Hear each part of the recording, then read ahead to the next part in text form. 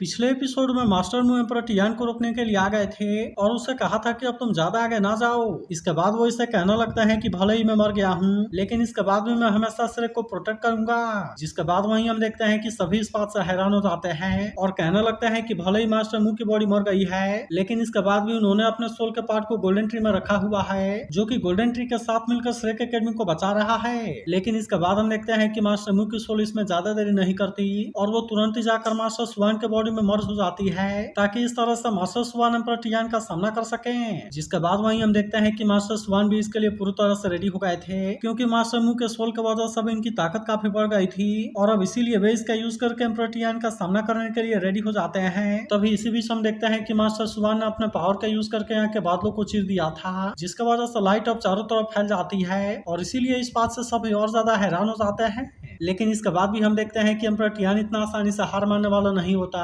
इसीलिए वो इन पर काफी गुस्सा होने लगता है और कहने लगता है कि नहीं तुम अंकल सीन का नहीं हो सकते और इसीलिए ड्रैगन क्लैन के सबसे प्योर ब्लड को चुराने की तुम्हारी हिम्मत कैसे हो गई। लेकिन इसके बाद हम देखते हैं कि वे दोनों अपने पावर का यूज करने के लिए रेडी हो जाते हैं और इसीलिए वे अपने अपने पावर का यूज करके अटैक करना शुरू कर देते हैं। लेकिन इसके बाद भी हम देखते हैं कि एम्परर टियान अब मास्टर स्वान के सामने ज्यादा कुछ नहीं कर पाता और इसीलिए मास्टर स्वान उसे बहुत ही आसानी से पकड़ कर नीचे पटक देते हैं।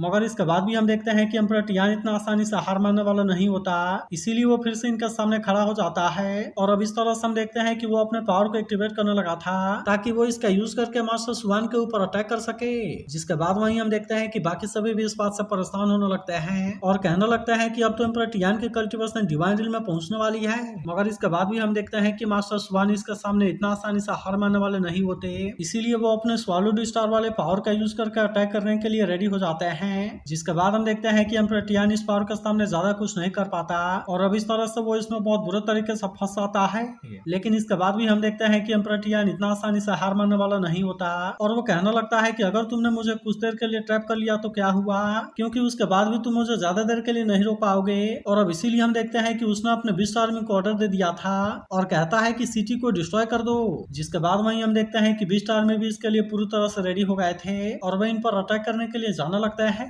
मगर तभी से भी हम देखते हैं कि इविल आई टायरेंट के सोल्डिंग के साथ में कुछ होने लगता है। जिसके बाद हम देखते हैं कि यूहा भी इस बात से परेशान हो गया था और फिर कहता है कि अभी से अब्सॉर्ब करने का टाइम नहीं है, इसीलिए उसने इस सिटी से जैविन के द्वारा बनाए गए सोल्डिंग स्टोरेज डिवाइस के अंदर रख लिया था जो कि सोल्डिंग को इसमें एक हफ्ते के लिए सही तरीके से रख सकता है। जिसके बाद वहीं हम देखते हैं कि टियानमेन भी इस बात से पूरी तरह से हैरान हो गया था और कहता है कि ये तो सच में अमेजिंग है। लेकिन तभी से भी हम देखते हैं कि कोई सोल्विस बहुत ज्यादा गुस्सा हो गया था और कहता है कि मेरे बेटे को किसने मारा। जिसके बाद हम देखते हैं कि यूहा भी इसमें कोई ज्यादा देरी नहीं करता और अब इस तरह से वो भी यहाँ से निकलने के लिए रेडी हो जाता है। लेकिन इसके बाद भी हम देखते हैं कि वो सोल भी से इतना आसानी से छोड़ने वाला नहीं होता और इसीलिए वो अपने इविल आई गैस का यूज करके अटैक करना शुरू कर देता है। जिसके बाद वहीं हम देखते हैं कि यूहा भी इस बात से काफी परेशान हो गया था और फिर कहने लगता है कि टायरेंट सोलिंग का रिमेनिंग सोल फ्लक्चुएशन कैप्चर हो गया। लेकिन वहीं हम देखते हैं कि श्रेक एकेडमी के सोल्जर भी सोल बिस्ट वाले आर्मी का सामना करने के लिए रेडी हो गए थे और फिर कहने लगता है कि soul beast army attack range में आ गई है और अब इसीलिए हम देखते हैं कि वो इसमें कोई देरी नहीं करते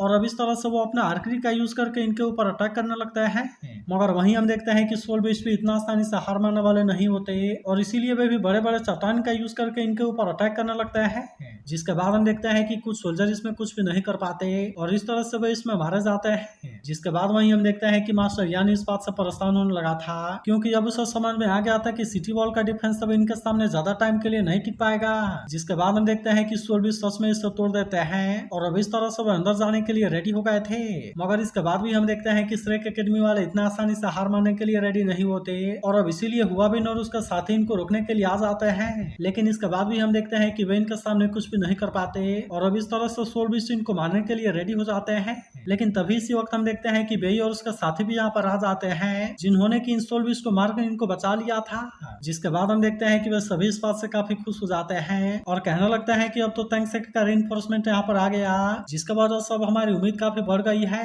तभी हम देखते हैं कि बेई इनको आगे बढ़ने का इशारा करता है और अब इसीलिए वे भी इसके लिए रेडी हो जाते हैं। जिसके बाद वहीं हम देखते हैं कि मास्टर यान भी इस बात से काफी खुश हो जाते हैं और कहने लगते हैं कि अच्छा हुआ तुम भी आ गए और अब इसीलिए तुम भी रिजर्व टीम के रूप में सिटी डिफेंस का फोर्स को ज्वाइन कर लो। लेकिन तभी बेई से बताता है कि अभी नानसुई हमसे मिलने के लिए आई थी और उसने हमें एक बहुत ही जरूरी न्यूज के बारे में बताया। इसके बाद हम देखते हैं कि उसने मास्टर यान को भी सब कुछ बता दिया था। जिसके बाद हम देखते हैं कि इसके बारे में सुनकर मास्टर यान भी इस बात से हैरान हो जाता है और फिर कहता है कि क्या वांगचू एम्परर का ऑस्पिशियस बीस्ट है जो कि 3 आई वाली गोल्डन ईगल है। तभी बेई से बताता है कि उसने यू हाउ के लिए खुद को सेक्रीफाइस कर दिया। जिसके बाद हम देखते हैं कि इसके बारे में सुनकर मास्टर यान इस बात से और ज्यादा परेशान हो जाता है और कहने लगता है कि वो ऑस्पिशियस बीस्ट को मरते हुए नहीं देखना चाहता था। जिसके बाद सब हम इसके बारे में क्या करेंगे और आखिरकार हम उसे भी ब्लेम कैसे कर सकते हैं क्योंकि वह तो असल में एक हीरो है और वांगचू भी। लेकिन तभी से भी हम देखते हैं कि सिंह फिर से अटैक करने के लिए रेडी हो गया था और फिर कहता है कि अब हम फ्लाइंग सोल बीस्ट के अटैक रेंज में एंटर हो गए हैं। जिसके बाद वहीं हम देखते हैं कि टैंक सेक्टर वाले अपने सोल गाइड का यूज करके अटैक करने के लिए रेडी हो जाते हैं। लेकिन वहीं हम देखते हैं कि एल्डर सोंग इस बात से हैरान हो जाती है और कहती है कि ये तो जुगी का डिवाइन क्रॉसबो है। तब इस पर लाइनर कहती है कि यह सब केवल यू हाउ के द्वारा लाए गए रेयर मेटल्स की वजह से हो पाया है। लेकिन इसके बाद हम देखते हैं कि टीचर जैमिन जुगी क्रॉसबो को रेडी करने के लिए कहता है और अब इस तरह से हम देखते हैं कि वे इसके पावर का यूज करके अटैक करने के लिए रेडी हो गए थे। जिसके बाद वहीं हम देखते हैं कि कोई भी सोल भी सब इसके पावर के सामने कुछ भी नहीं कर पाता और इस तरह से वे सभी इसमें बहुत ही आसानी से मारे जाने लगते हैं। लेकिन तभी इसी बीच हम देखते हैं कि टीचर जैमिन ने इसका आउटपुट को और ज्यादा बढ़ा दिया था। जिसके वजह से हम देखते हैं कि एक बहुत पावरफुल सोल भी इसके सामने कुछ नहीं कर पाता और इस तरह से वो भी इसमें मारा जाता है। जिसके बाद हम देखते हैं कि एल्डर सोंग इस बात से और ज्यादा हैरान हो गई थी और कहने लगती है कि ये तो 1 लाख साल के कल्टीवेशन वाला 6 विंग डार्क गोल्ड टाइगर था लेकिन इसके बाद भी वो केवल एक झटके में इसमें मारा गया। मगर तभी हम देखते हैं कि टीचर जावे ने सभी जुगी क्रॉसबो को अब अलग करवा दिया था और अब इस तरह से हम देखते हैं कि वो चारों तरफ अटैक करना शुरू कर देते हैं। लेकिन तभी हम देखते हैं कि उन्होंने सोलिंग को भी कलेक्ट करने का ऑर्डर दे दिया था जिसके बारे में सुनकर वे भी इसके लिए रेडी हो जाते हैं। इसके बाद हम देखते हैं कि खुद टीचर जावेन भी इसके लिए निकल गया था और वो इस तरह से सारे सोलिंग को कलेक्ट कर लेता है। इसके बाद अगले सीन में हम देखते हैं कि सब कुछ वहाँ शांत हो गया था और इसीलिए टीचर जावेन भी अपने अटैक को रोक लेता है। जिसके बाद वहीं हम देखते हैं कि सिंह भी इस बात से परेशान हो गया था और फिर कहता है कि बीस्ट आर्मी का अटैक तो अचानक से रुक गया। लेकिन इसके बाद भी एल्डर सोंग इनसे कहती है कि तुम इसमें कोई भी लापरवाही ना करना क्योंकि अभी भी उनके पास में खेलने के लिए कुछ कार्ड हैं। इसके अलावा हम देखते हैं कि उस मास्टर सुवान के बारे में भी चिंता होने लगती है और कहती है पता नहीं वो भी एम्परर टियान को कितनी देर के लिए रोक पाएंगे। इसके बाद वो लाइनर से पूछती है कि क्या तुमने डिस्ट्रेस सिग्नल को भेज दिया, जिस पर लाइनर कहती है कि हाँ वे सभी भेज दिए गए हैं लेकिन ये बीस्ट टाइड तो अचानक से यहाँ पर आया है और इसीलिए मुझे ऐसा लगता है कि इतनी जल्दी रीइंफोर्समेंट का आना बहुत ही मुश्किल है। इसके बाद वो कहने लगती है कि स्टारडू फॉरेस्ट के 5 फियर्स बीस्ट में से केवल बीजी और एम्परर टियान ही अभी तक बाहर आए हैं जिसके वजह से अभी भी 3 बीस्ट मिसिंग है। लेकिन तभी अचानक से हम देखते हैं कि एल्डर सोंग को कोई आवाज सुनाई देती है और अब इसीलिए वो इसे देखने के लिए सामने आ गई थी।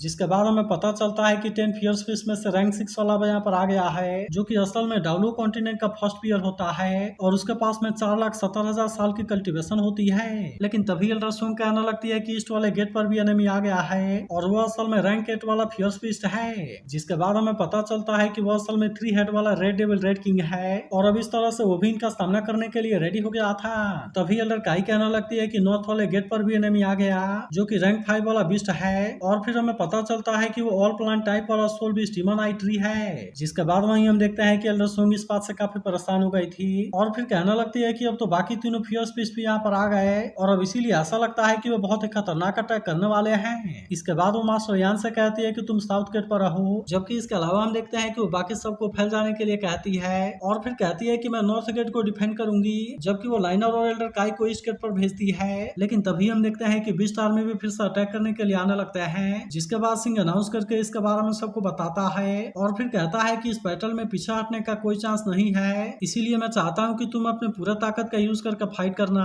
क्योंकि हमारे पीछे सिरेक सिटी में लाखों सिविलियंस हैं और इसीलिए चाहे कुछ भी हो जाए हम इनको यहाँ से आगे नहीं जाने दे सकते। जिसके बाद वहीं हम देखते हैं कि जुई चेन भी अपने पावर का यूज करके इनको मारने लगा था। लेकिन तभी इसी बीच हम देखते हैं कि एक सोल भी सियाओ के ऊपर अटैक कर देता है। लेकिन हम देखते हैं कि काइतो इसे इतना आसानी से कुछ भी नहीं होने देना चाहता और इसीलिए वो भी तुरंत यहाँ अटैक करना शुरू कर देता है। लेकिन वहीं हम देखते हैं कि बीस्ट आर्मी भी इतना आसानी से हार मानने वाली नहीं होती, क्योंकि उधर से बीजेपी अपने पावर का यूज करके इनको सपोर्ट कर रही होती है। वहीं हम देखते हैं कि लाइनर अपने पावर का यूज करके सीधे बियर पर अटैक करने के लिए चली गई थी, जहां हम देखते हैं कि बियर ने इसके अटैक को बहुत ही आसानी से रोक लिया था और अब इसी के साथ वो भी इसके ऊपर अटैक करने के लिए कोशिश करता है। मगर इसके बाद भी हम देखते हैं कि लाइनर इतना आसानी से इसके हाथों में आने वाली नहीं होती और इसीलिए वो भी अपने पावर का यूज करके अपने आप को बचाने लगती है। जिसके बाद लाइनर कहने लगती है जैसा कि उम्मीद था कि रैंक 6 वाला बियर है और इसीलिए ये तो सच में बहुत ही ज्यादा पावरफुल है। फिर वो कहने लगती है कि मैंने सुपर डब्ल्यू लेवल में ब्रेक थ्रू कर लिया है, लेकिन इसके बाद भी इसने मोमेंटम के मामले में मुझे पूरी तरह से सप्रेस कर दिया।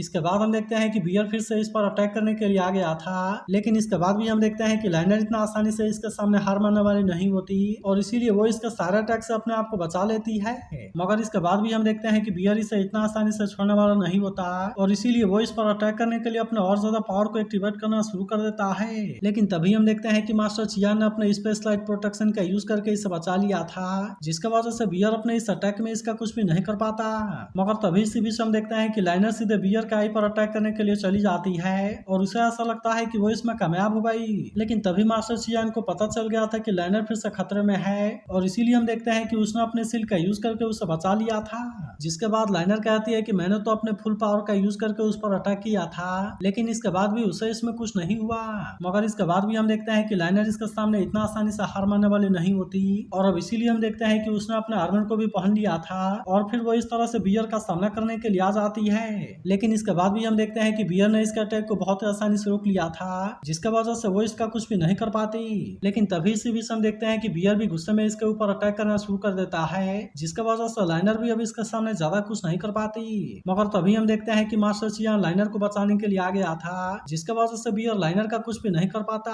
तभी इसी बीच हम देखते हैं कि बहुत सारे सोल बीस्ट इन पर अटैक करने के लिए आते हैं, लेकिन इसके बाद भी हम देखते हैं कि इन्होंने इनको बहुत आसानी से रोक लिया था, जिसके वजह से वे इसमें कुछ भी नहीं कर पाते।